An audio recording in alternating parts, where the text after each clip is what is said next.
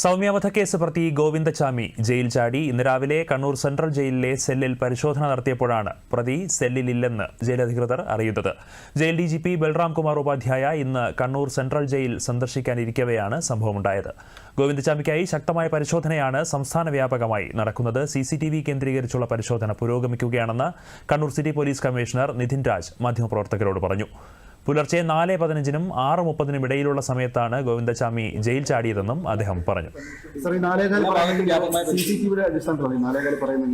ജയിലിന്റെ അടിസ്ഥാനത്തിലുള്ള CCTV പരിശോധിച്ചുകൊണ്ടാണ് നമ്മൾ ഈ ഒരു കാര്യം പറഞ്ഞിരിക്കുന്നത്. അപ്പോൾ അതിനുശേഷം ഇവിടേക്കൊക്കെ പോകാൻ സാധ്യതയുണ്ട് എന്നുള്ള കാര്യത്തെപ്പറ്റി കൂടുതലായിട്ട് അന്വേഷിച്ചുകൊണ്ടിരിക്കുകയാണ്. ഈ വിവരം പ്രത്യേകിച്ചിട്ട് കറുത്ത ഫാമിലി പരമാവധി ആൾക്കാരിലേക്ക്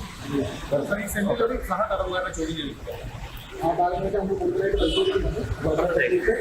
ഇപ്പോൾ ഇൻഫർമേഷൻ ഇത്രയാണ് നമുക്ക് പറയാനുള്ളത്. ഇറങ്ങിയിരിക്കുന്ന പ്രതിയുടെ രൂപത്തിൽ